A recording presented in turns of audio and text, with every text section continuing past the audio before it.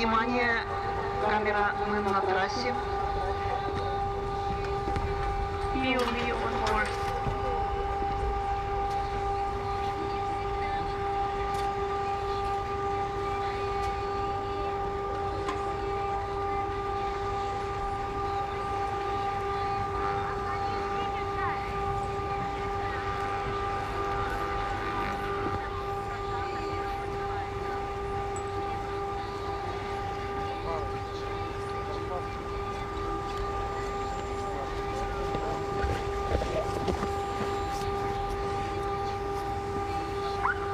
До старта первого открывающего 5 минут.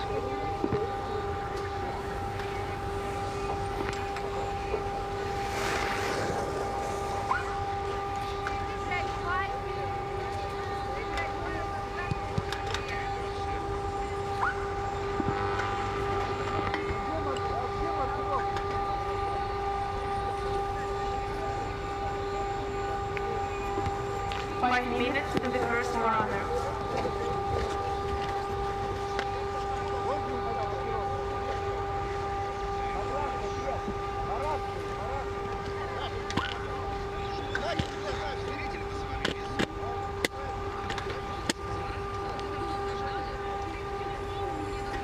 Николай!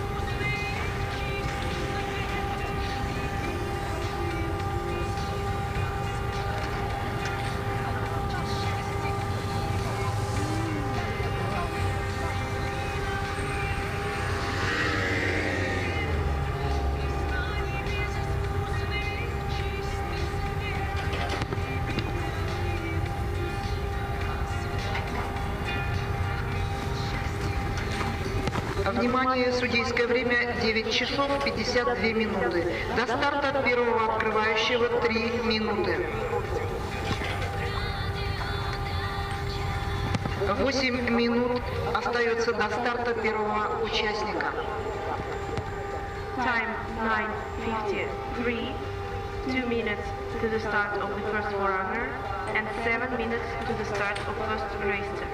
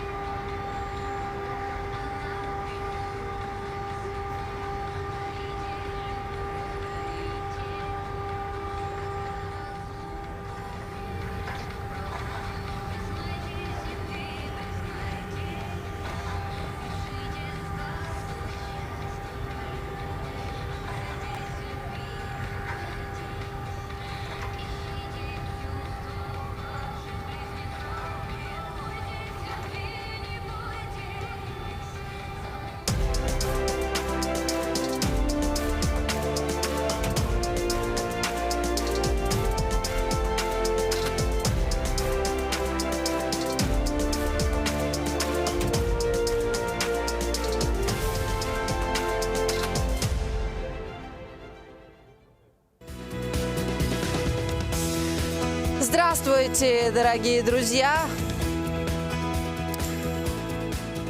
Вторые игры «Дети Азии».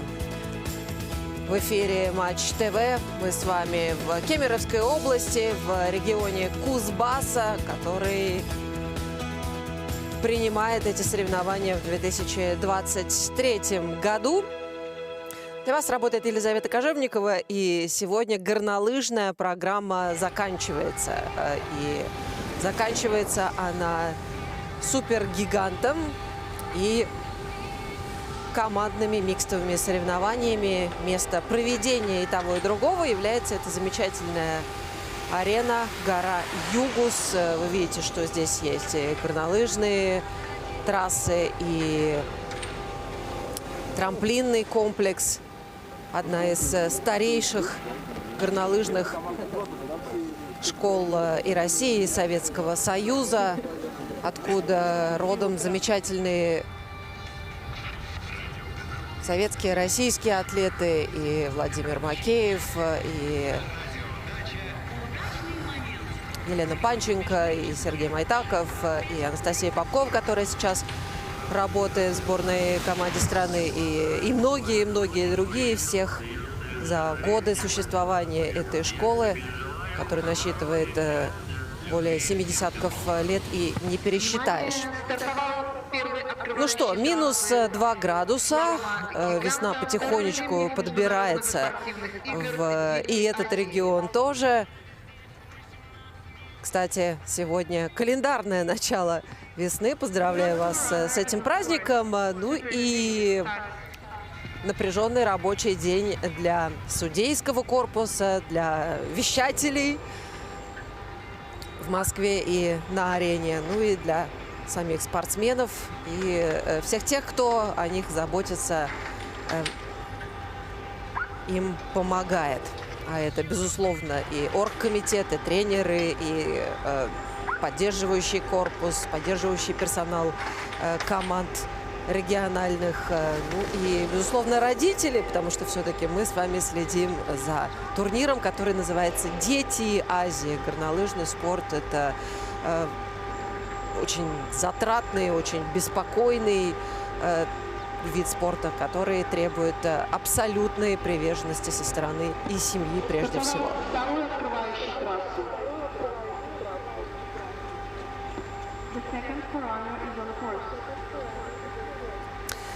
Итак, начинаем мы с супергиганта. Сначала девушки выйдут на дистанцию, и 29 человек у них в заявочном листе. Потом вслед за ними мужчины выйдут на эту более длинную трассу, которая требует более длинных лыж, более другой техники, больше обслуживающей скоростные критерии. Соответственно, здесь все стоит на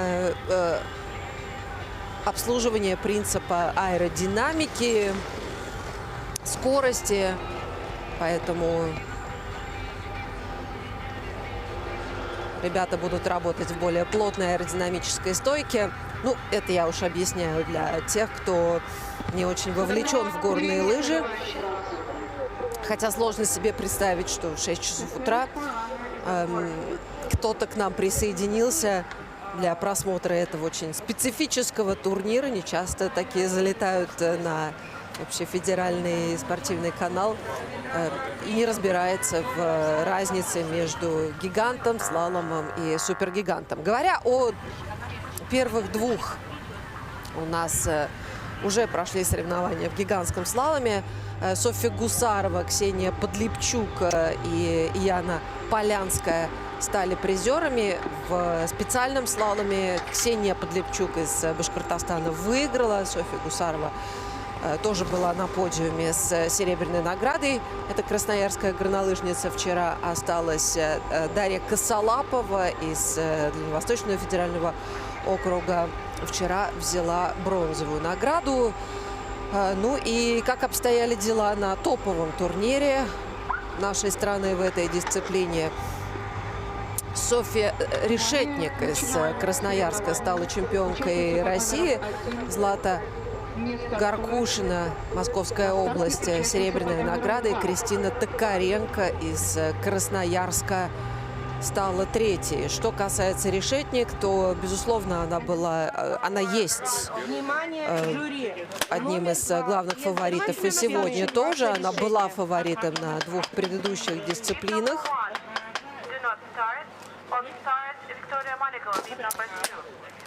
Поскольку выиграла еще гигант на Кубке Шейха Исламова и слалом там тоже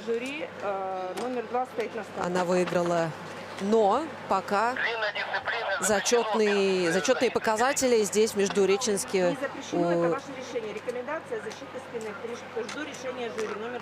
Решетник такие. Четвертая она была в гиганте, 22-й в слаломе.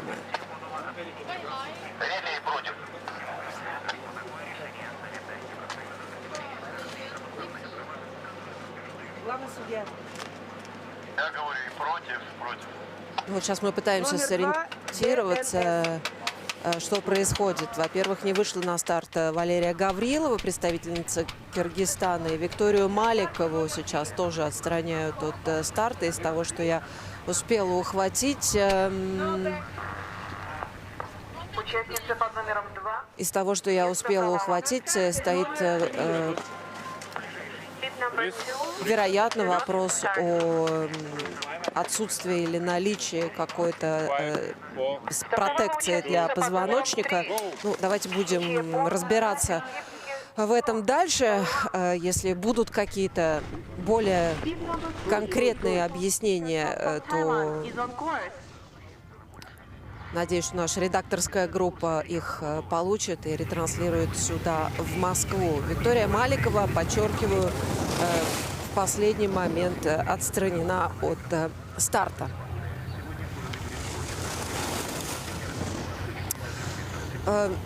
Да, не было защиты. Выпуск новостей слушайте в 11 часов, а прямо сейчас использующиеся для позвоночника, для спины. Сейчас это обязательная история. Ну, вы, наверное, слышали, что в Кубке мира обязательной к использованию является сейчас и аэрбэк еще. Но здесь, как вы видите, скорости не такие. Но в целом вот этот базовый уровень защиты обязателен. Жаль.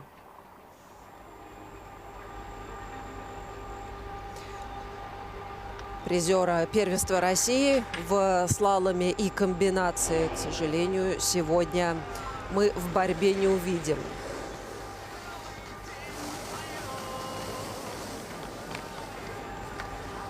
Тхипкисон Пхичиапорн из Таиланда тем временем прибывает на финиш. Напоминаю, что соревнования у нас имеют международный статус. Здесь принимают участие и спортсмены из Таиланда, и спортсмены Узбекистана, Казахстана, Киргизстана. Одну сегодня, к сожалению, не увидим. Вчера был такой особенный репрезентативный заезд, который афганских спортсменов включал. Вот как выглядит эта гора. Верхушка Югуса расположена на высоте 550 метров над уровнем моря. Ну и информация, поступающая сейчас из Междуреченска, Виктории Маликовой, все-таки обеспечена защита для позвоночника, и ей дадут возможность старта.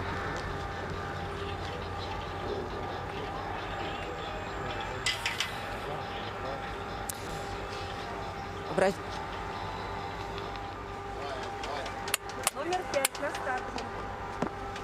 5, 4, 3, 2, 1. Марш!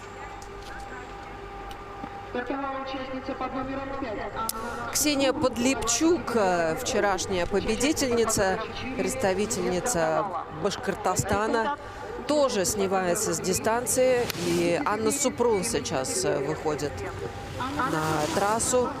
Ну и вот смотрите, чем является детский Do not start. супергигант. Это Bib number 3.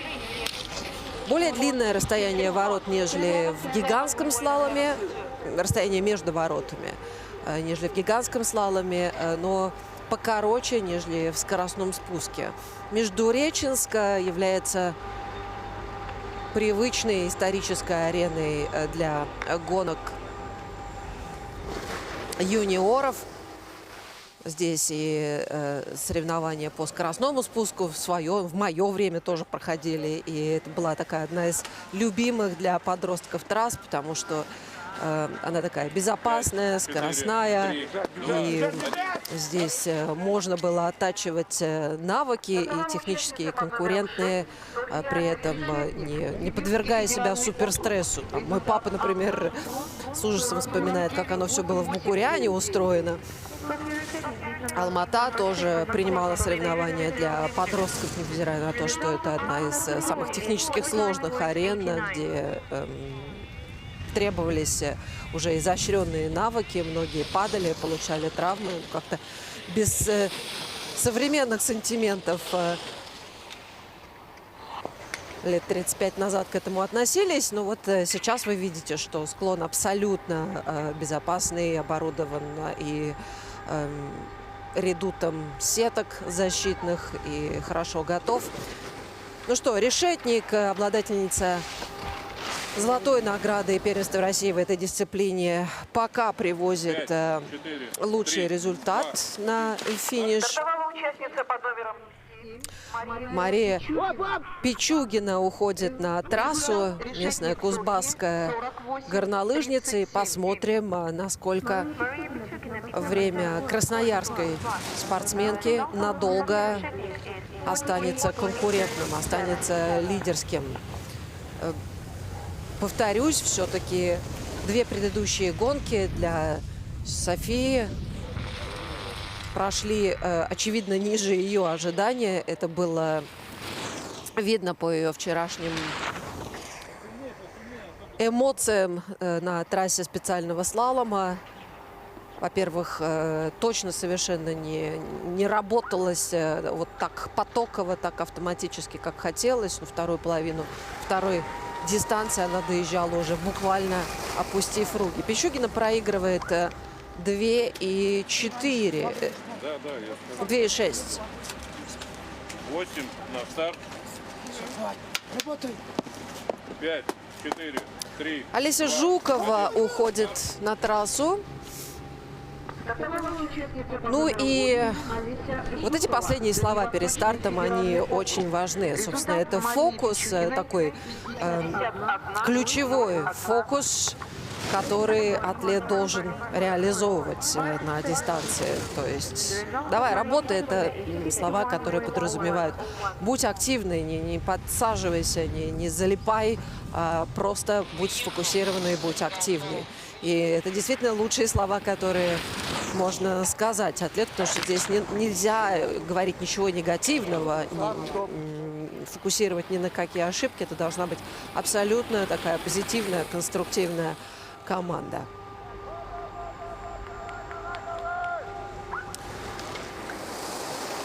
Олеся Жукова, секунду 0,6, да, зацепила плечом. Участницы под номером 8 Древко. Олеси Жуковой 49. Секунду пока проигрывает. The result of Alessia Zhukova is Вчера показала 7-й результат в слаломе, 6-й она стала на первой гигантской гонке. Представляет Дальневосточный федеральный округ. За Магадан соревнуется эта горнолыжница, одна из лучших горнолыжниц сибирского региона. Выиграла вот это вот объединенное первенство Сибири и Дальнего Востока в нынешнем сезоне в гигантском слаломе. Второй была в технической дисциплине на призе Шехлисламова. То есть уже сейчас мы можем говорить о том, что она сильный техник. Ну и как будет развиваться ее карьера в отношении быстрых дисциплин, посмотрим. 4, 3, 2. Следующая участница – это Арина Мокина, уральская горнолыжница. Arina Mokina from Ural Federal District is on course. Итак, стойка, низкая траектория. Не про кратчайшую траекторию мы говорим в супергиганте скоростном спуске, мы говорим про ту, которая обеспечивает наилучшее скольжение. Потому что здесь на более высоких скоростях центробежные силы, как вы понимаете, работают, воздействуют на атлета в большей степени, и нам важна такая траектория, которая обеспечивает наименьшее сопротивление, но хорошее, достаточное сцепление со снегом. То есть, если надо, нужно где-то совсем рано заходить 5, 4, на 3, поворот. Именно за тем, чтобы, учитывая линию спада склона, учитывая, что там будет при выходе из поворота, обеспечивать вот это классное, быстрое скольжение, беспроблемное сочленение поворотов и отсутствие каких-то резких движений, потому что иначе потом скорость, ну, естественно, это приводит к потере времени и к сложности в возвращении скорости. Ну и здесь здорово, что склон весь просматривается. Здесь есть факторы смены профиля, но все-таки это не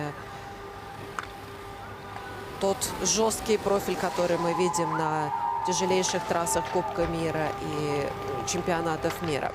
Софья Гусарова привозит на финиш хорошее время. 0,6 секунды она проигрывает 4, 3, Решетниковой. 2, 1. Решетник. Арина Емелькина уходит на трассу, местная горнолыжница. Напомню, что Гусарова выиграла первую слаломную гонку здесь, в Междуреченске, и была второй вчера. Самира Аматова, Кыргызстан, не стартует. Жестковато выводит лыжи из поворота Арина Емелькина. И вы видите, что корпус хоть так ручками прикрыт, но все равно плечики открыты.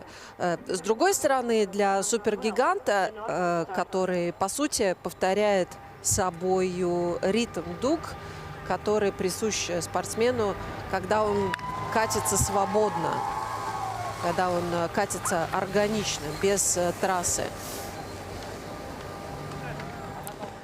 Здесь очень важно, насколько спортсмен прорабатывает конец поворота. Больше 2 секунд проигрывает Арина Емелькина на своей домашней дистанции.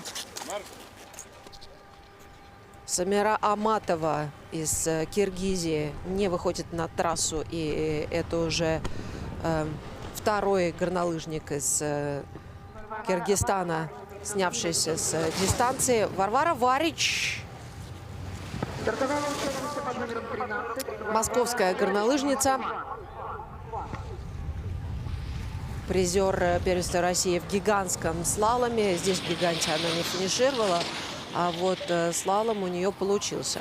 Ну вот, когда мы говорим о чистоте скольжения, вот этот двойной вираж синий-красный в исполнении Вари как раз не демонстрировал чистоту. Вы видели, что она запоздала в него и вынуждена была так конкретно давать по кантам, поэтому целый шлейф снега вырвался из-под лыж. 2 секунды отставания от Софьи Решетник. 5, 4, 3, 2, 1. Софья Хамитова выступает за Республику Башкортостан. Хамитова, Республика Башкортостан, номер 14. Результат Варвары Варич 50. Бронзовый призер первенства России нынешнего года. Начала турнир «Дети Азии» с 8-го места в гигантском слаломе и вчера показала 11-й результат. Здесь пытается все-таки пораньше начать работать, потому что дальше ее ожидал перегиб. Двойной левый проходит нужным образом. С хорошим таймингом идет по дистанции, но я уже упомянула, что тайминг, то бишь ритм прохождения важен, стойка важна. А что еще здесь важно? Конечно, подготовка лыж. То есть выбор мази 3, 2, 1. на сегодняшний день. Сегодня у нас сочетание такого относительно свежего снега двухдневной давности и относительно теплого дня, минус 2 градуса. Сейчас за бортом Дарья Косолапова, призер Софьи Хамитовой 49, слаломного 75. соревнования, представляет Дальневосточный федеральный округ. 49.75. Призер первенства России нынешнего года. Ох, вот тут вот стянула ее на нижнюю траекторию. Вынуждена была подняться из стойки, чтобы форсировать начало следующего поворота, как-то вернуться в хороший ритм. Думаю, что ожидала большего. Пока 4-й результат секунды и 18 отставания. Косолаповой 49, 55. The result of the Salapova is 49.75.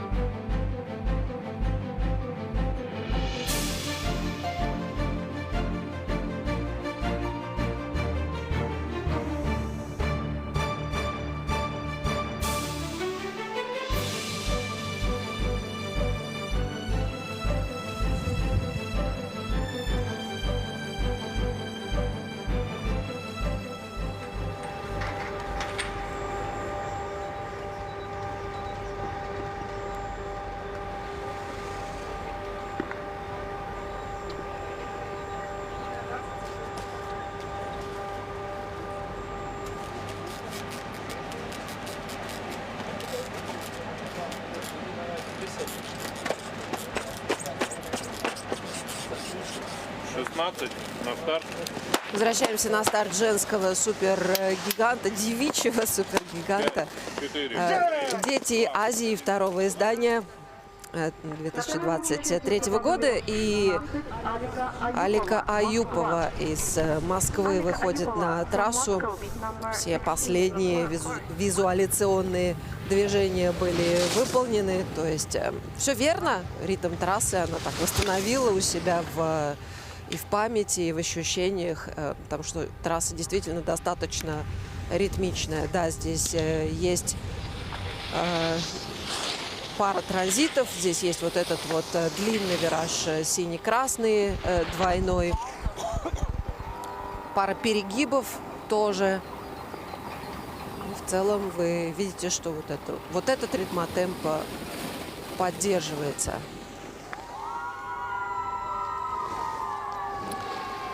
Две 17 отставания от Софьи Решетник.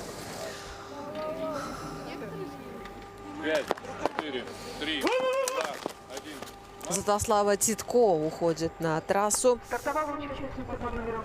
Уральская спортсменка. Уральский федеральный округ. Результат Алики Аюповой. Посмотрим, как выступит Виктория Маликова, если ей дадут таки перестартовку. А пока обещано, что ей дадут. Почему? Потому что сейчас очень интересно посмотреть, как москвичи выглядят по сравнению с спортсменами из других регионов. С одной стороны, тренировочное путешествие в Европу сейчас закрыто, а мы знаем, что, скажем, Новопеределкинская школа и подмосковная школа в Деденево, они все-таки делали ставку именно на европейские кемпы. С другой стороны, 18 на старт. у нас есть свой Эльбрус. Внимание! 4. Пока, к сожалению, это единственная площадка, которая...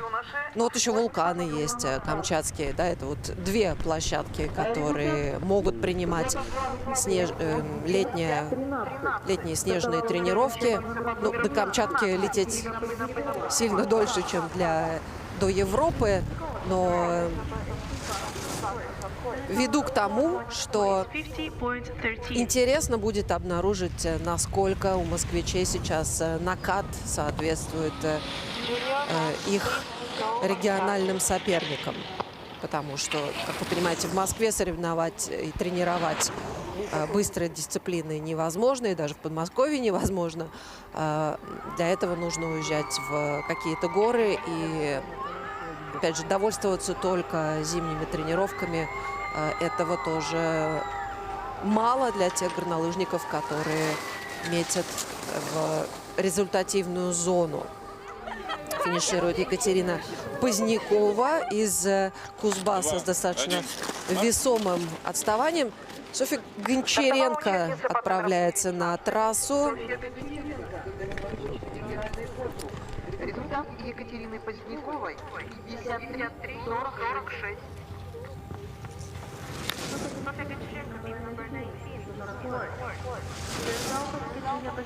Не финишировала она в гиганте. Вчера 19-й стала в слаломе. Последний раз она выступала на этом склоне в 2021 году. И как раз для нее базовой опорной тренировочной локацией является Южно-Сахалинский центр спортивной подготовки, горный воздух. И вот она находит, что эти два профиля, эти два склона, они домашние, это вполне себе сравнимы.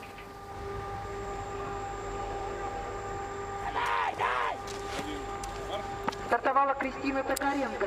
Это все очень здорово. Здорово, что она чувствует себя здесь комфортно. Но конкуренция есть конкуренция. И, безусловно, Софья отдавала себе отчет, что девочки здесь хорошо готовы и приехали за прочными результатами. Напоминаю, что Решетник лидирует, Гусарова вторая, Жукова пока на третьей позиции. Кристина Токаренко.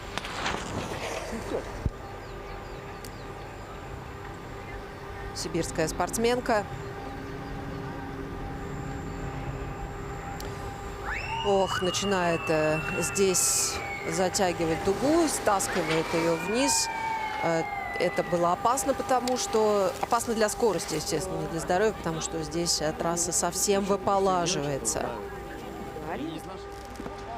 5, 4. Бронзовый призер Стартовала участница под номером 2. первенства России в супергигантском слаломе. Это я про Токаренко говорю.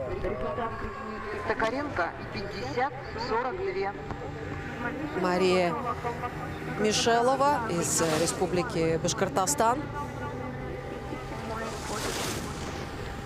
Участница под номером 22 Анна Худенко. Помягче, помягче здесь можно на этом склоне работать без вот этой вот силовой точки, которую мы видим в конце поворота.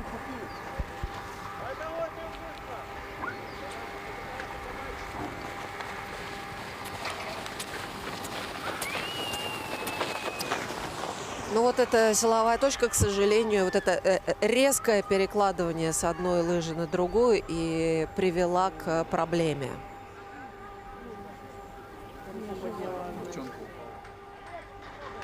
Сообщает о том, что с ней все в порядке, эмоции говорят о другом. Ну вот что, потихоньку, буквально сантиметр за сантиметром, ее все-таки стащило на низкую траекторию.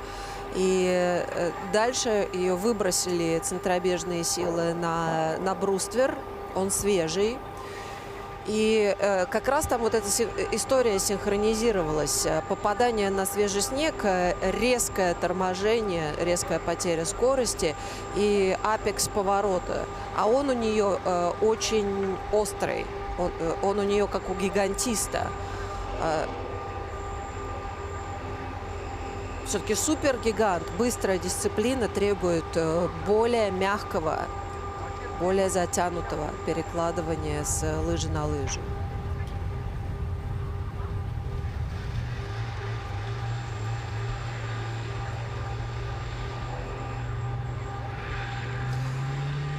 Ох-ох-ох. Ну, хоть и просигнализировала всем, что с ней в порядке, есть вот этот жест поднять руку, когда ты чувствуешь, что ты в порядке, в безопасности, но вы видите, что на самом деле это не так и требуется помощь.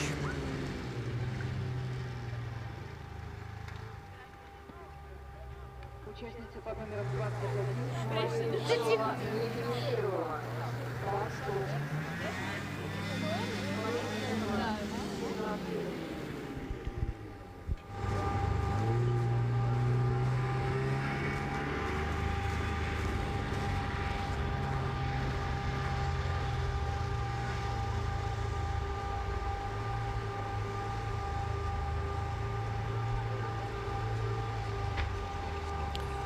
Естественно, все обеспокоены. У многих уже даже к этому возрасту, а мы с вами смотрим гонки 14-15-летних спортсменов, уже есть опыт травм. Ну что, сейчас нужно дать возможность этим эвакуационным процессам быть проведенными. Пока возьмем паузу.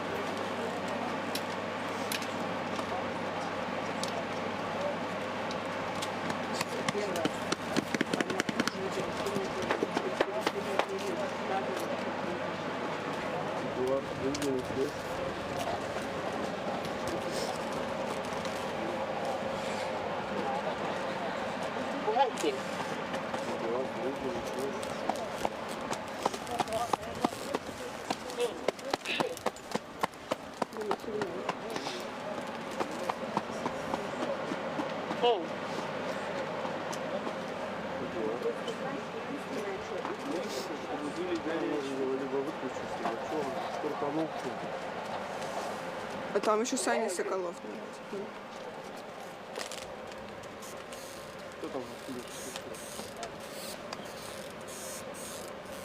Разложилась прямо перед последними воротами.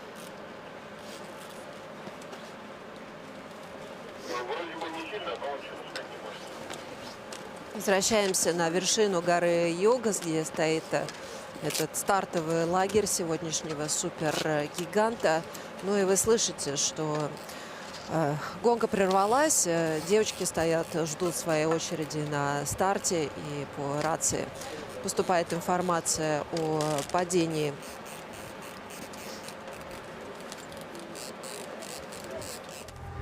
Марии Мишаловой. Не самая нужная информация для тех спортсменов, которые ждут своей очереди. Потому что у них должен быть фокус на другом, на том, что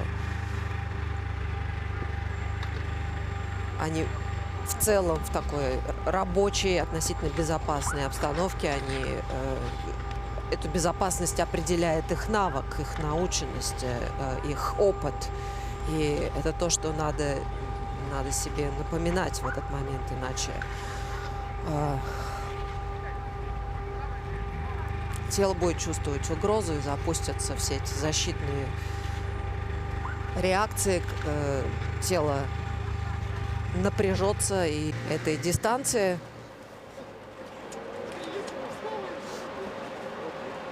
ворота совсем не закрыты.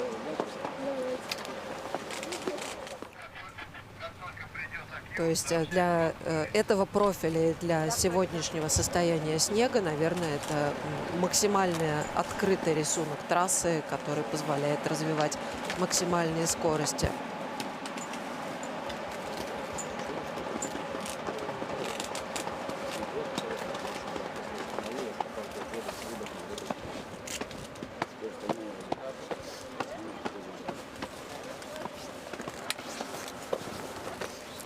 Здорово, что вся эта заботушка здесь на старте происходит.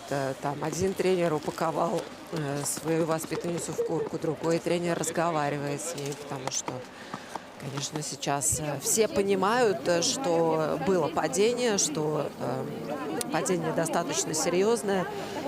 Люди, повторяю, это все-таки такие достаточно автоматические существа, которые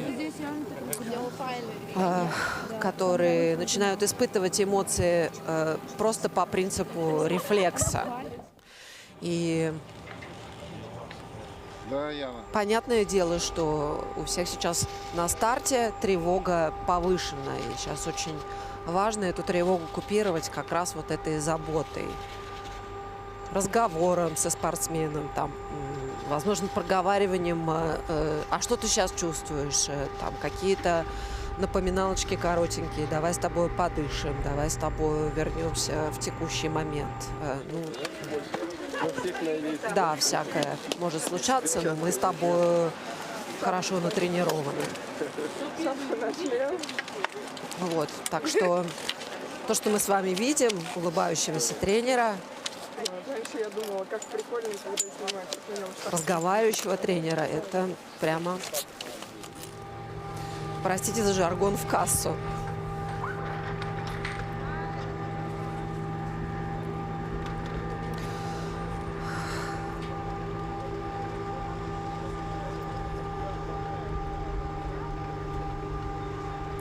Давеча слушала подкаст, такой очень информативный американский подкаст горнолыжных американского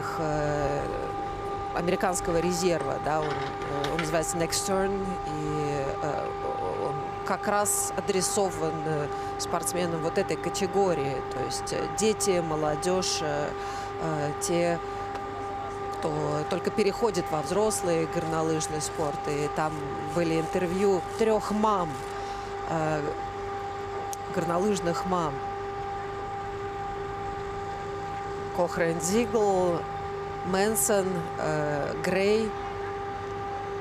Ну, их детей мы с вами уже хорошо знаем в Кубке мира, на чемпионатах мира. И Райан Кохрен-Зигл – это призер Олимпийских игр, Феликс Менсон – один из топовых шведских спортсменов, Грей тоже давно достаточно в сборной. Вот они очень живописуют, эти мамы, как они переживают моменты травмы своих детей, именно моменты в гонке. И все сходятся к тому, что смотреть это в открытую совершенно невозможно. Они сейчас чаще всего или смотрят гонку по лайфтаймингу, или занимаются чем-то другим. Там, например, на лыжах катаются, моют посуду. В общем, не смотрят Участница под номером 23, видеогонки, Мария потому что это Логузова. очень тяжело, это очень страшно, особенно страшно в случае падения собственного ребенка. Анна Худенко из Киргизстана не вышла на трассу. Мария Логузова, московская спортсменка, сейчас на трассе. Ну и надеюсь только, что эта пауза ею переработана здорово, и эмоции ее не стухли, не замариновались, не пришлось их подавлять. И, похоже, мы сейчас увидели, что тело работало относительно штатно. То есть каких-то крупных сбоев, связанных с напряжением, эмоциональным напряжением, мы не заметили. Ни крупных ошибок, ни крупных потерь траектории. К сожалению, со временем сейчас был сбой. 50-58.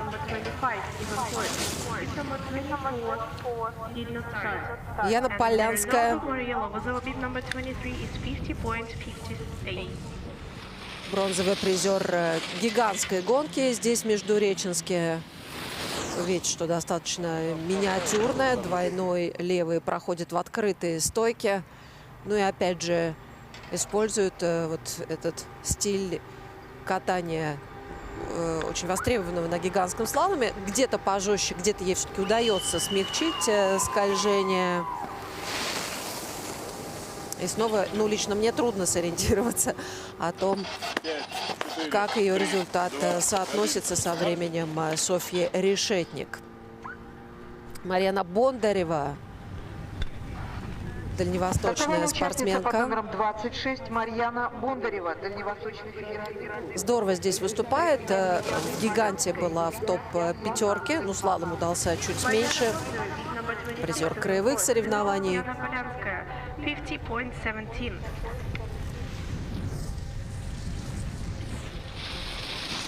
На хорошем ритме идет эта миниатюрная горнолыжница, вот как раз делая ставку на мягкое перекладывание из поворота в поворот, без насилия над снегом, над склоном.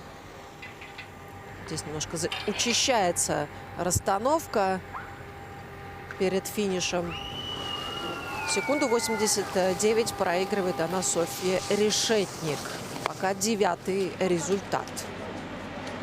Просто они объявляли 3 минуты ссылка рекламную.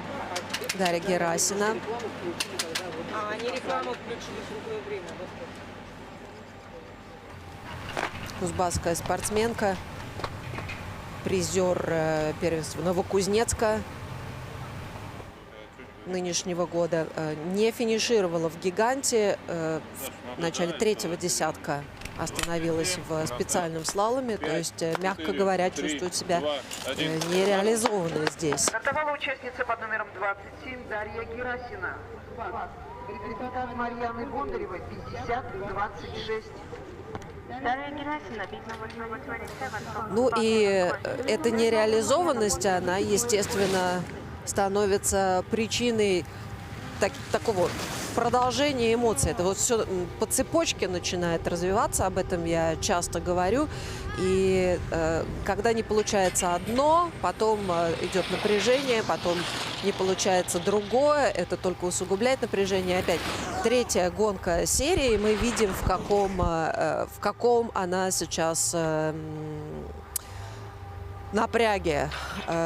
Прямо со старта мы увидели такой разлад спонтанной координации движения. Она ошиблась при отталкивании и дальше снова здорово. Вот это вот все цепляется одно за другое, мучилась всю дистанцию.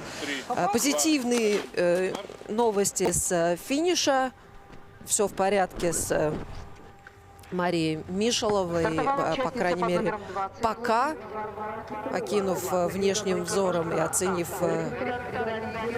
в общем ее состояние, пришли к выводу о том, что это только сильный ушиб, но, думается, дальнейшее обследование оно никогда не повредит. Варвара Петрова, башкирская спортсменка.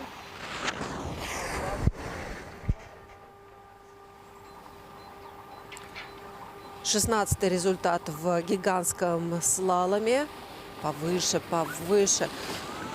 Вот если бы точку апекса сместить на 2 метра выше, то понятно, что выход из поворота был бы более 5, мягким. Ну и Виктория Маликова, вы видите, снабженная защитой для позвоночника. К сожалению, промариновали до конца гонки. Ну, не к сожалению, на самом деле, это данность. Это еще реверанс со стороны организаторов, что ее допустили, потому что нарушенный регламент есть нарушенный регламент. И, в общем-то, они такой благости могли бы и не делать. Но так или иначе, трасса несколько подразбита. Ну, что есть, то есть. Посмотрим, как она с этим справится. Сейчас нужно работать с немножко разбитым рельефом. Ну и все это время ей нужно было работать с собственными эмоциями. Третий результат. 0,75 секунды она проигрывает Решетник, но все равно в призах. И, конечно, это классная награда за все 3 волнения, которые ей приходилось переживать 5, последние 4, полчаса. 3, 2, 1. Когда ее сняли с дистанции, когда решался вопрос, дадут ей эту защиту, не дадут. Софья Денисова, заключительная участница этой гонки, представляет Уральский федеральный округ. 2 18-х результата застолбила здесь в Междуреченске и в гиганте, и в слаломе. Стабильность – признак мастерства.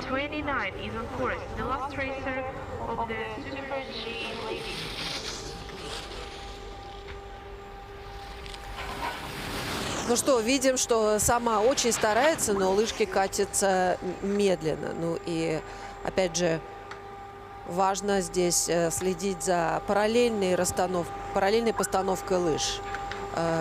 Понятное дело, что у нас есть угловая фаза, но она все-таки не постоянно, не все 100% времени на трассе длится, а у нее же вот эта позиция ножки домиком, постоянно закантованные лыжи, они от первого до последнего метра дистанции были, поэтому 5 секунд отставания. Софья Решетник, Софья Гусарова и Виктория Маликова – наши сегодняшние призеры. Молодцы. The result of Sophie Denisova is 53.85.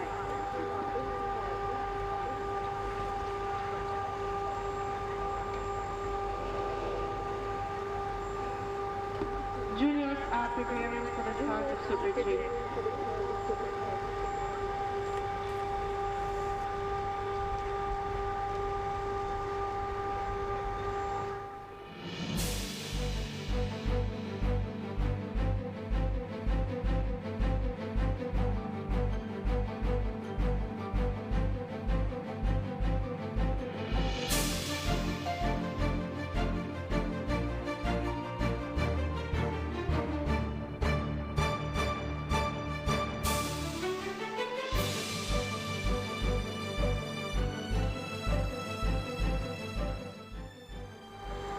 Давайте поправлюсь. Решетник, Гусарова, Маликова.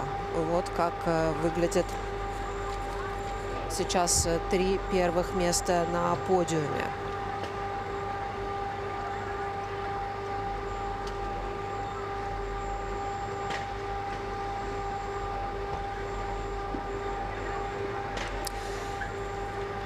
Ну а мы остаемся на месте проведения супергиганта. И ребята выходят на трассу. 30 спортсменов в стартовом протоколе. 4, Тимофей 3, 2, Кильдюшкин 1. Марш! сегодня получает первый номер в этом списке, но суперсвежей трассы ему не достается. Все-таки впереди проехали барышни. Кильдюшкин, победитель гигантского слалома на нынешнем турнире. Вчера самая досадная из всех медалей — деревянная за 4-е место в специальном слаломе.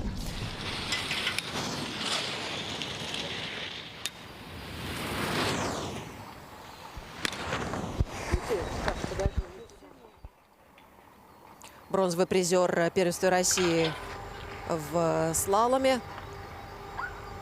Хороший техник, потрясающий техник в своей возрастной категории.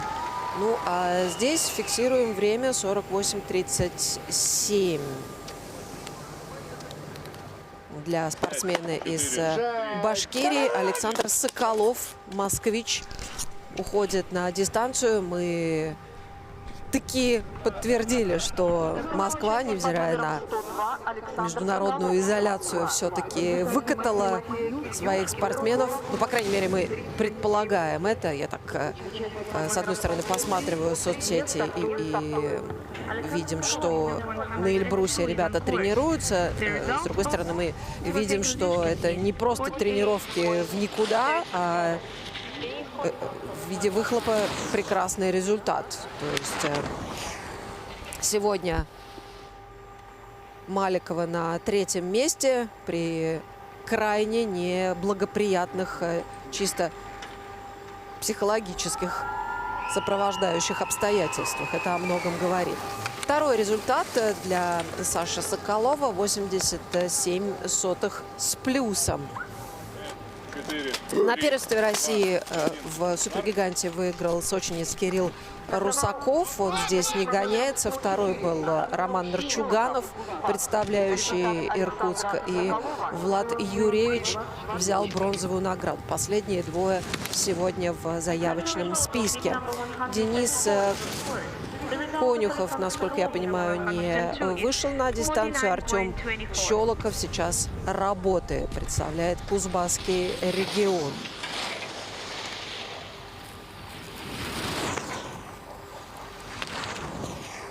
А что время-то не говорят?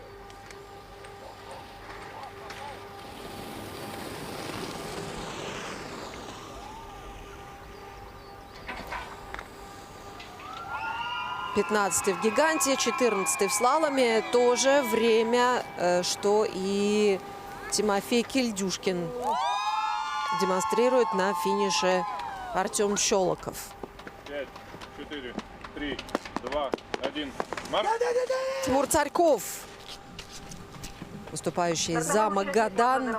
105 Тимур Царьков. 13-ю позицию занял в гигантском слаломе. Вчера попал в топ-10 на первенстве России. Победитель гиганта, победитель комбинации. Так что один из фаворитов сегодня. 48.37.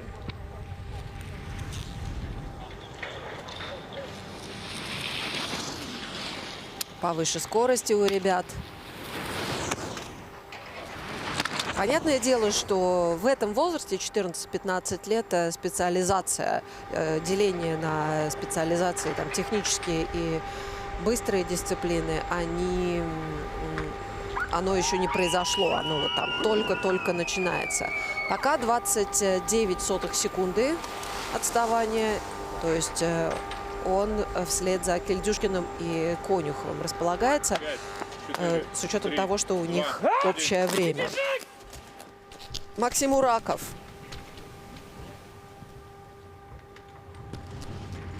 Уральский спортсмен.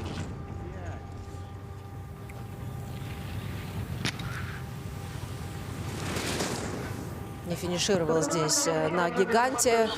Слалом относительно компромиссный. Не сумел попасть в топ-10. Работает в такой под закрытой стойки. Сложно назвать прямо низкой, эффективной, аэродинамичной, но для супергиганта, для мальчишек, особенно крупных мальчишек, наверное, это оптимал. Потому что, с одной стороны, ты закрываешься, создаешь аэродинамику, с другой стороны, все-таки ты даешь себе пространство для маневра с тем, чтобы маневрирование получилось не жестким, не агрессивным. Повторяю, здесь важно мягко вести лыжи. Результат Максима Уракова 49-52. 49-52 секунду и 15 сотых он проигрывает двум нынешним лидерам. А пока Влад Юревич, еще один сильный, почти мастер на дистанции. Призер первенства России в этой дисциплине.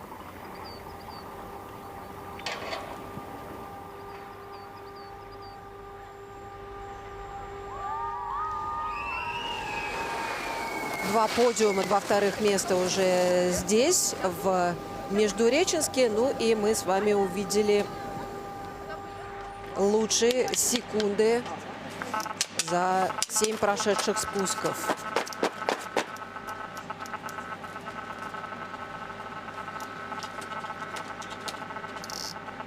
Сэнден Патарапон, королевство Таиланд. Ну, как-то робко он начинал здесь на гигантском слаломе. Вчера мы уже видели, что это вторая попытка гиганта уже была поувереннее. Вчера так совсем освоился. Посмотрим, как будет чувствовать себя на самой быстрой дисциплине Результат Владислава Юревича игр «Дети Азии». 49.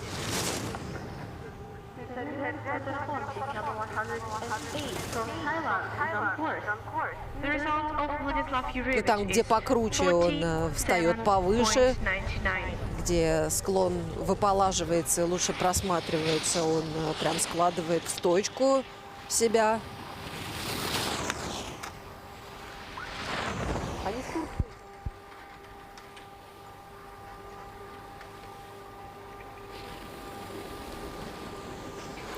Абсолютно все по делу выполняет.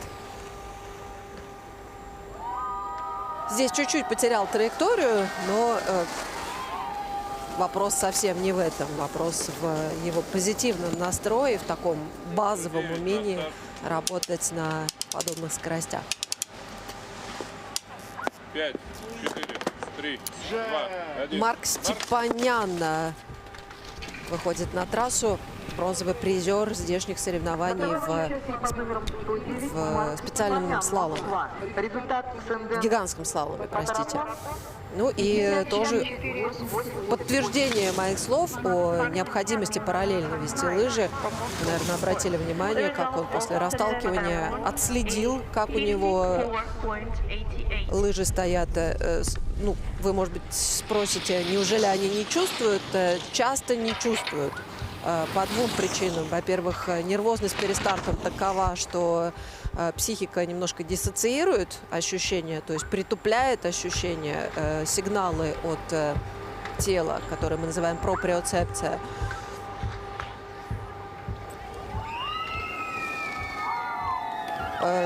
Ну и даже во внесоревновательной ситуации мы часто получаем искривленную сигналику. Больше секунды проигрывает призер гигантского слалома. 3, 2, 1, go. Но, по крайней мере, здорово, что финишировал, потому что слалом он до финиша не доехал. Стартовой участник под номером 110 Конкан. Еще один спортсмен из Таиланда. Результат Конкан Капинсон. Участник под номером 111 не стартует. Классный план, который дает нам представление о профиле срединной части дистанции. Вы видите, что там и крутячок вполне уважительный. Потом трасса выполаживается, но все равно средний градиент достаточно высокий. Так что есть где работать, есть где применить внимание и тонкое скольжение.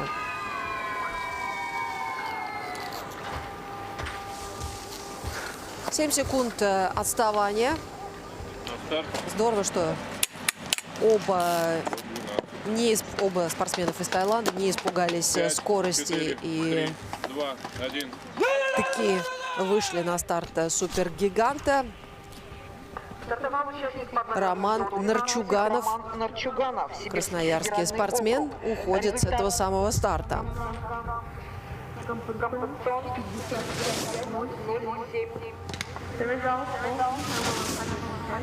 Его партнер по команде сейчас лидирует. Вчера в слаломе забрался в топ-10 этот спортсмен из Иркутска.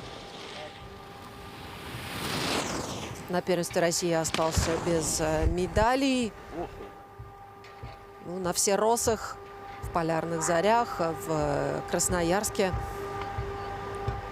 ему все-таки удавалось попадать на подиум. Но вот здесь, к сожалению, он совсем теряет траекторию. Но, смотрите, не от плохой жизни, а наоборот от хорошей это произошло, потому что, видать, на высоких ходах вот эта чуть 113, более уплотненная расстановка ворот перед финишем заставила его 5, 4, 3, выпасть 2, 1. на более широкий радиус. 21/100 он снимает с результата Влада Юревича.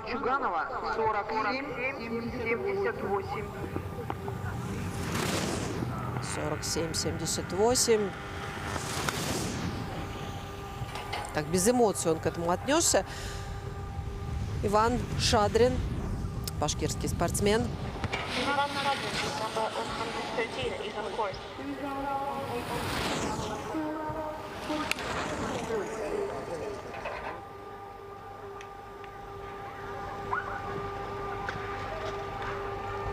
Возвращается на оптимальную траекторию. Хотелось ему пожелать повыше начинать повороты, помягче катиться. И он все это сделал, но во второй половине дистанции. Все-таки время уже было потеряно. На старт. Матвей Лесков, 5, 4, дальневосточный 3, гонщик, 2, 10-й в гиганте, 19-й в специальном слаломе, крупный. Ну что, попутного ветра ему в Супер-Джи, месте, где крупные горнолыжники чувствуют себя более в своей тарелке. Хотя, безусловно, не все сводится лишь к конституциональным характеристикам, там, в высоком росте, большом весе и крупных габаритах. Нет, конечно, хорошего спусковика делает не только рост и 100 килограммов. Нет, это еще спокойная психика, которая нормально перерабатывает стресс, страх. Это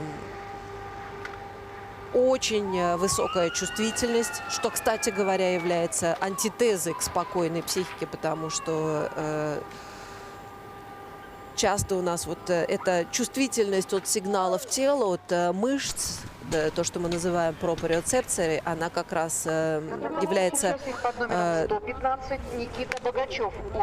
дополнением к чувствительной психике. То есть очень часто спортсмен может очень сильно переживать стресс, но обратной, такой позитивной стороной этого качества как раз является тончайшая способность ощущать все сигналы от снега, от профиля, реагировать на них очень быстро.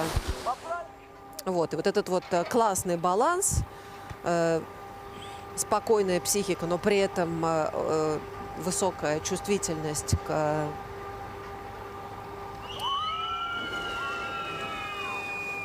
гоночным реалиям. Вот это делает спусковика хорошим спусковиком.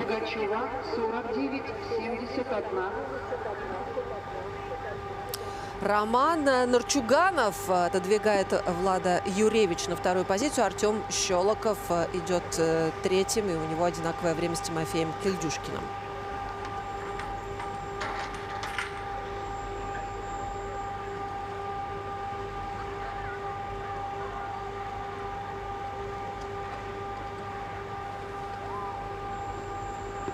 The result of Nikita Bogachovsky, 49.71.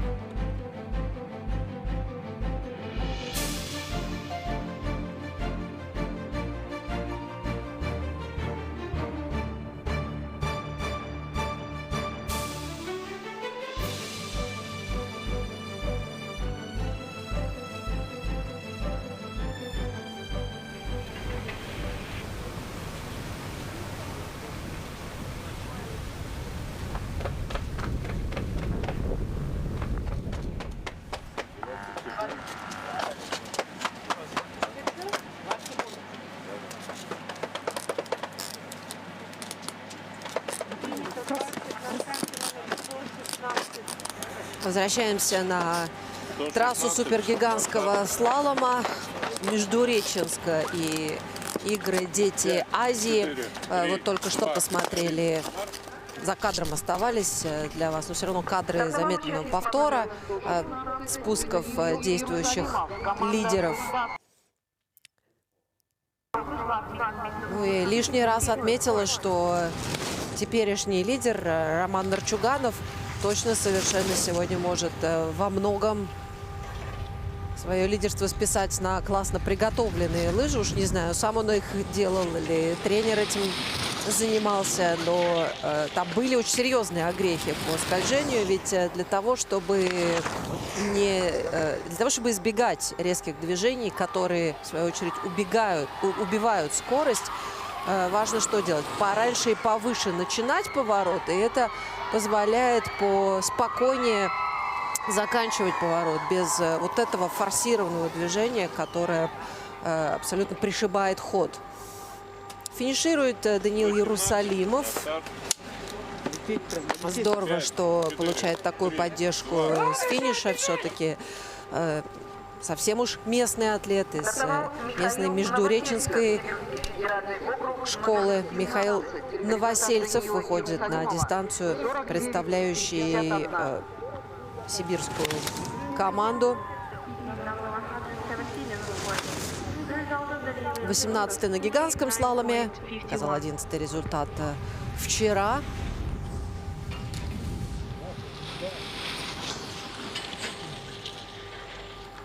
Ну и вот здесь это мягкое скольжение мы видим. Нет форсированных силовых точек. Ну, по крайней мере, если только он сам себя в ловушку не загоняет. Очень все округло, гладенько. Здорово. Пускай это такие секунды, какие мы с вами видим, но биомеханически это классное катание. Опять же, подчеркиваю, лыжи лыжам рознь. От лыж сейчас очень много зависит. 5, 4, 3. Кирилл Новопащин отправляется на трассу. И опять же, мы с вами толкуем про то, что, конечно, родители пытаются, и школы тоже пытаются закупать хорошие спортивные лыжи, но нужно еще и к старту подготовить. И вот здесь уже большую роль играет, из какого места руки растут. Да?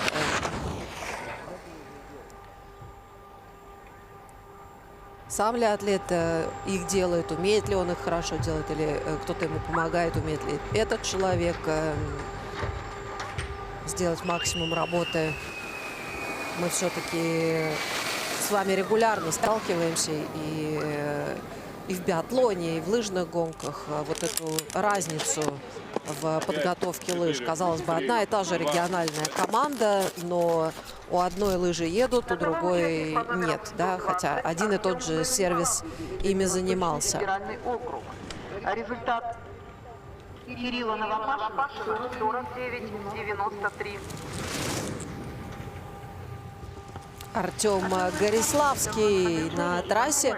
Вчерашний удивительный победитель слалома. The result of Kirill Ну, Novopashin возможно, is для его 49.92. соперников, и Кильдюшкина, и Юревича, это было удивительно, но уверена, что сам он знал себе цену и знал тот объем подготовки, который выполнил, подводясь к этому турниру. Из космоса, конечно, такие результаты не приходят. Секунда и 34 отставания от Нарчуганова. 7-я позиция пока.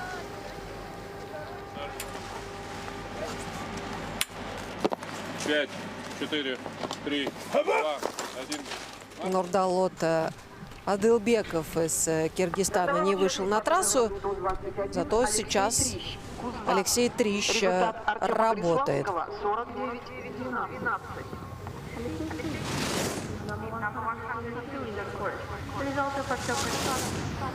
Кузбасский спортсмен.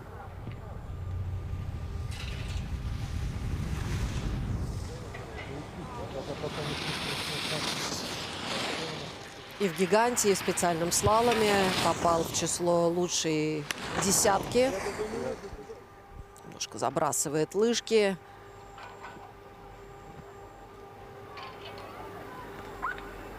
Жестковато.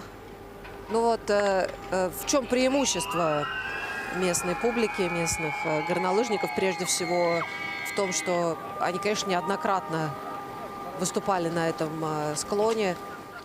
Если ты не тренируешься здесь 7 дней в неделю, да, как Иерусалимов, в отличие от, скажем, дальневосточных атлетов, которые там, девочка сюда приехала только 2 года назад в последний раз.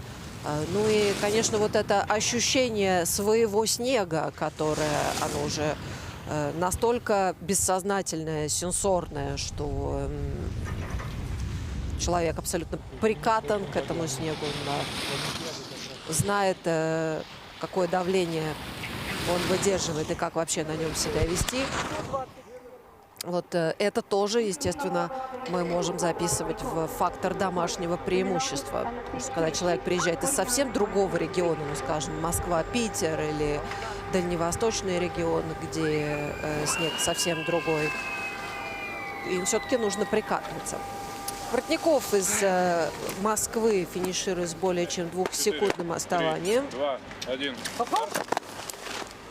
Такой достаточно миниатюрный спортсмен. Там в технических, в быстрых дисциплинах им всегда непросто работать, но нельзя говорить, что невозможно. Опять же, у Марселя Хиршера, мы знаем, что это там под 174 сантиметра гонщик ростом. У него есть подиумы в супергиганте на этапах Кубка мира. То есть возможно найти силовые точки, за счет которых ты, будучи хорошим техником, будешь уверенно работать и на быстрых дисциплинах. Ну, естественно, от трассы к трассе, от склона к склону эти шансы или возрастают, или падают. Алексей Колесников проигрывает Роману Нарчуганову 2 секунды. 4, 3, 2, 1. Олег Семенов, сибирский гонщик. Номер 124 Олег Семенов, Сибирский федеральный округ. Победитель, призер своих региональных красноярских соревнований в гигантском слаломе. Здесь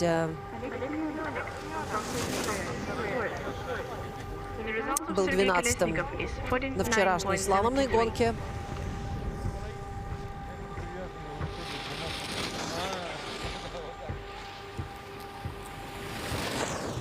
Ну, тоже старается и вроде как ускориться в конце поворота, но не делать никаких резких форсирующих движений, а вот так ручками вытягивать себя с тем, чтобы вот этот вот импульс, оканчивающий поворот и ускоряющийся, он бы был чуть-чуть растянут, чтобы не насиловать снег.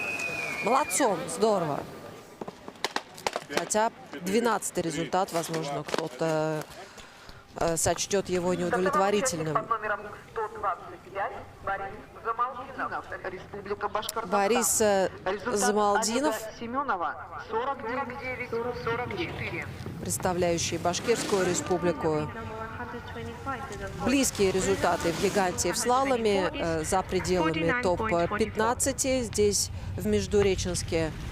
Но все росы в полярных зорях в слаломе он выиграл. Вторым он был в Красноярске на вот этих бобрятских соревнованиях. На призе Шехлисламова показал 3-й результат в слаломе. Вот Супер-G пока ему не очень дается. Теряет траекторию, а здесь нужно вести скорость, потому что здесь выполаживается, здесь поплотнее расстановка. И вот с теми форсажами, которые он испытал в конце 2-3, конечно, финиш дистанции будет провальным. Так и получилось. 2:34 отставания. Матвей Суменков.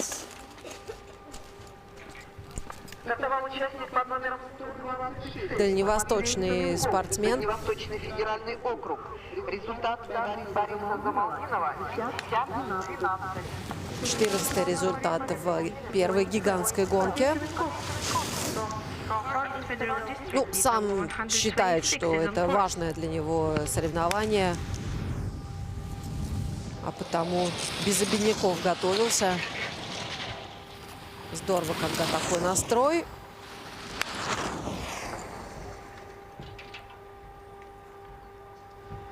Рисковато выводит лыжки из поворота. И вот это повлекло за собой развал стойки при переходе из дуги в дугу. Но в целом резал. Дуга была относительно чистая. И пока держит 5-й результат. То есть уже лучше, нежели, причем сильно лучше, нежели результат в гигантском слаломе. Вчерашний призер Глеб Шустов, 3-й он стал в специальном слаломе, местный гонщик. Таштагольский. В гиганте, более близкой к сегодняшней дисциплине, он оставил за собой 16-й результат. Мягенько идет, цепляет флаг, но надеюсь, что потери времени будут небольшими. 22-й. Ну что, вот здесь, похоже, ощущения для него в слаломе и в Супер-G, они совсем разнятся.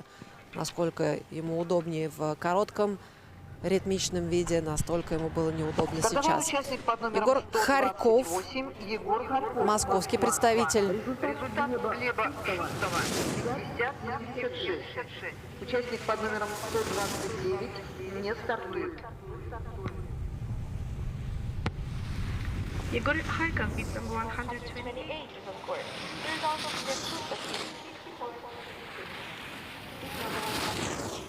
Ох, как широко-то его выносит.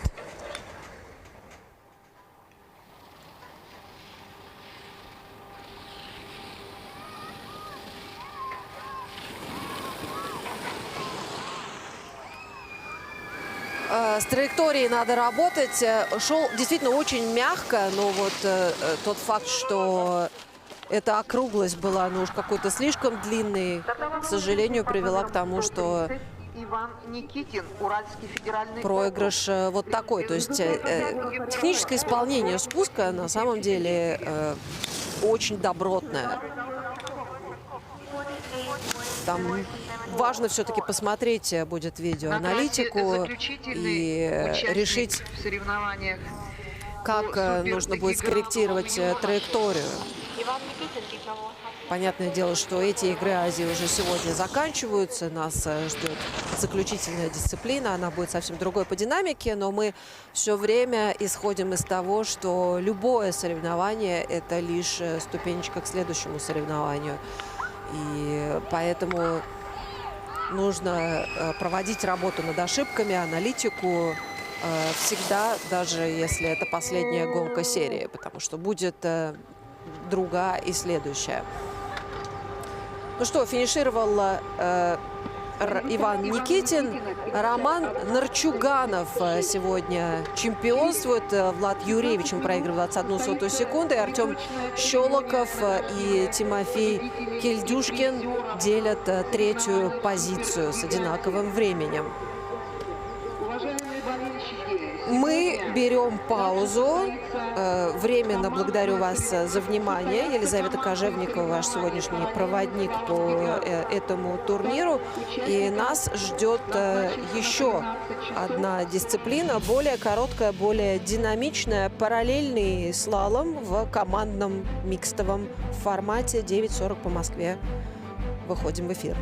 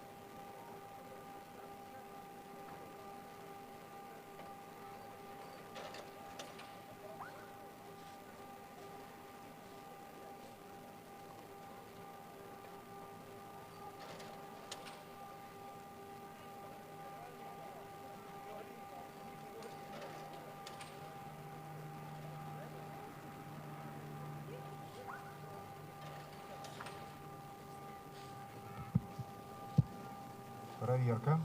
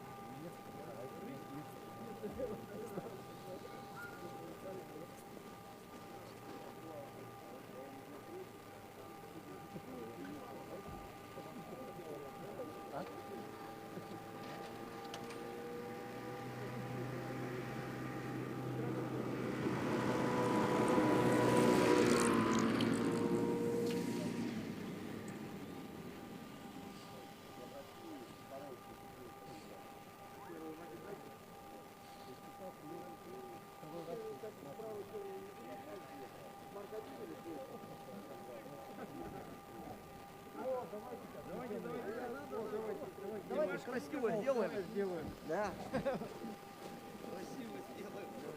Беленькую с одной стороны. Вот на фоне. Вот, кладет. Отлично. Вот. Момент. Есть. Ну, теперь Андрей. Давайте. Есть. Есть. Спасибо.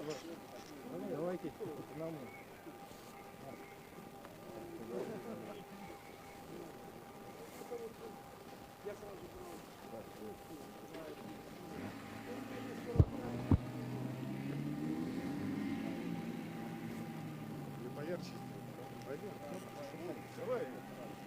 втроем. Давайте, ребят. Стас, давай.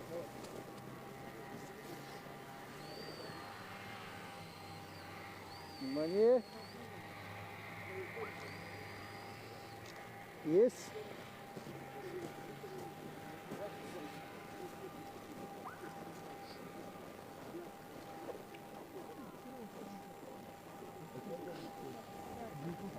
Мы потом все соберемся здесь на пьедестале.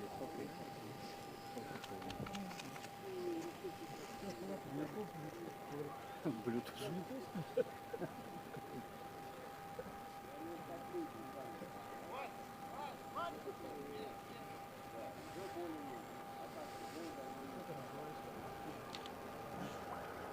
Это, по-моему, уже другой артист. Вчера, по-моему, был хороший.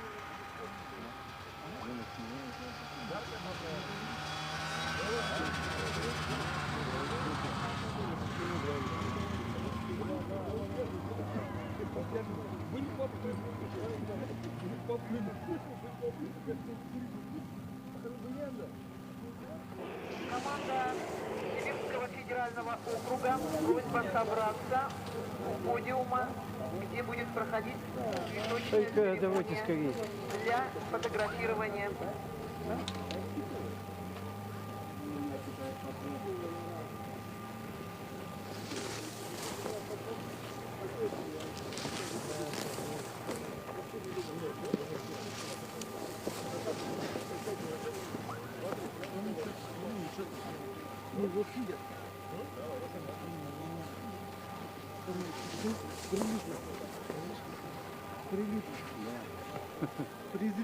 Внимание, победители и призеры супергиганта, просьба подойти к подиуму, где будет проходить цветочная церемония награждения. Ребята вас ждут для проведения церемонии цветочной. Они не хотят. Не хотят. Да. Что мы тут сделали? Они устали. Если не хотят? Ребятишки же устали. Оказывается, это детишки все 7-9 года. Кстати, сейчас разговариваешь, короче, опять будет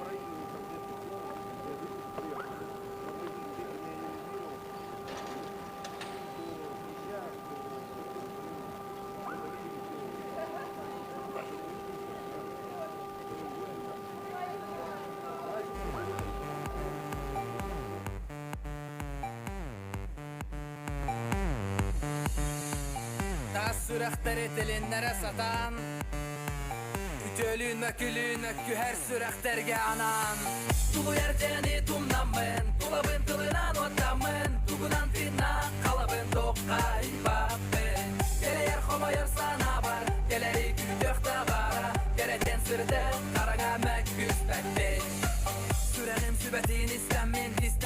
Düşeyen kislenmin oğluğunlardan Gönlümün attan Til otugarıma yerge belenmin Ottonen bu kutattan İttağin Bobatto adaskan kihigin Sıkalı tillakın Olu hinere beliginen tillakın Bu tetimin ar ergidengin ağal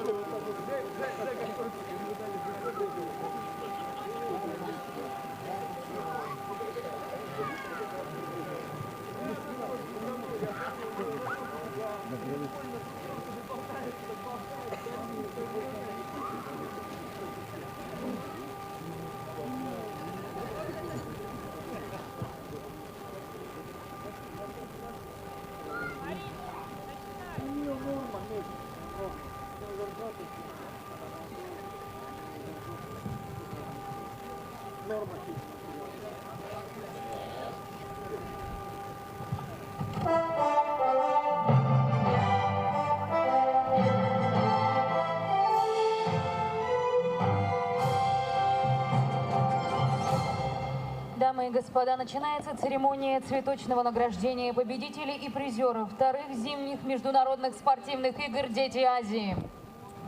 Ladies and gentlemen, flower ceremony of winners and prize winners of the second Winter International Sports Game Children of Asia begins.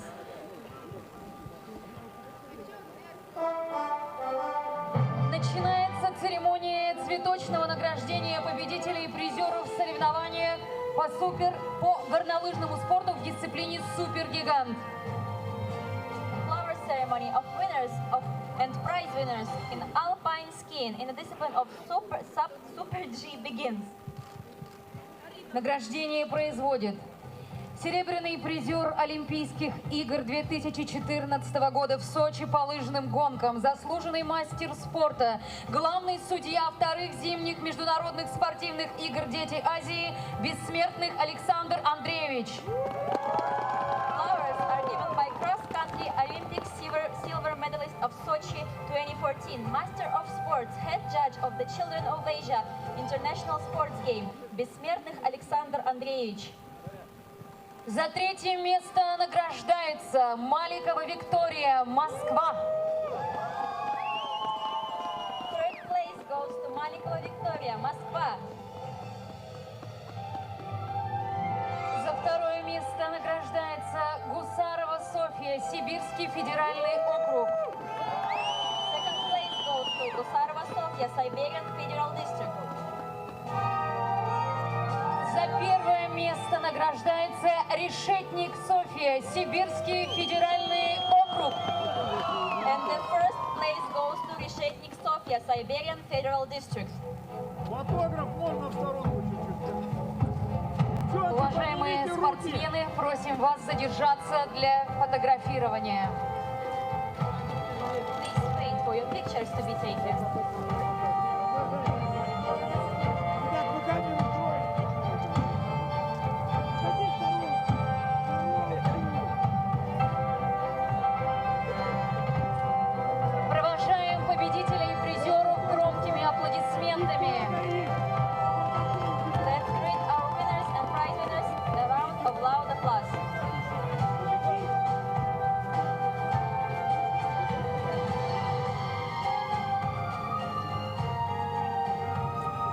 подарим аплодисменты победителям и призерам, дорогие друзья. Once again, let's applaud to winners and prize winners.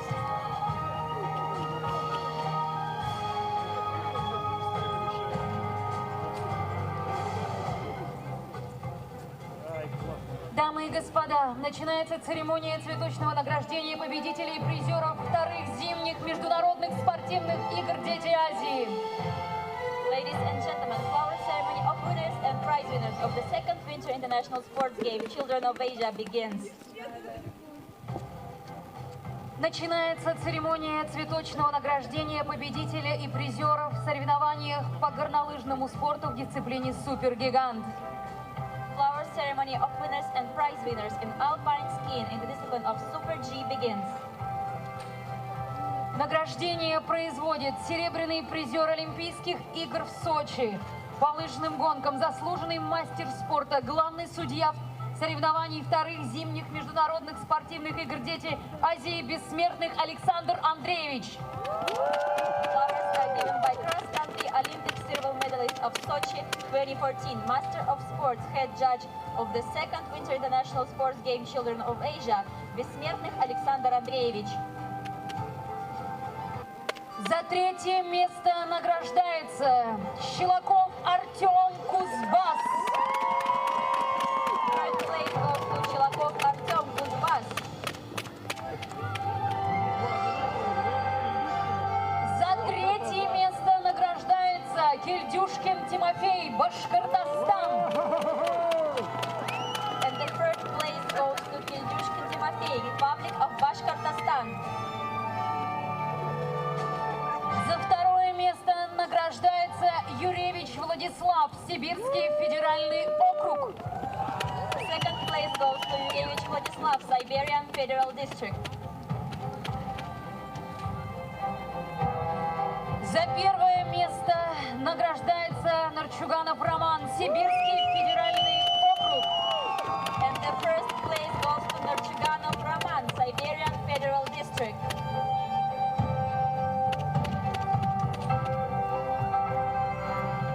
Дорогие друзья, уважаемые победители и призеры, просим вас задержаться для фотографирования. Please wait for your pictures to be taken.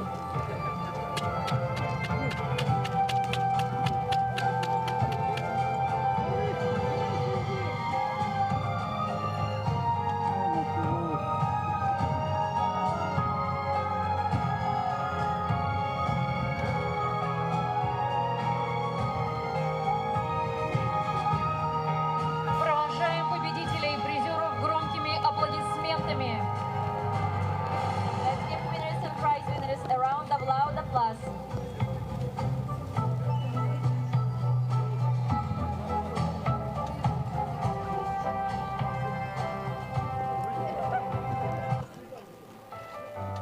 Дамы и господа.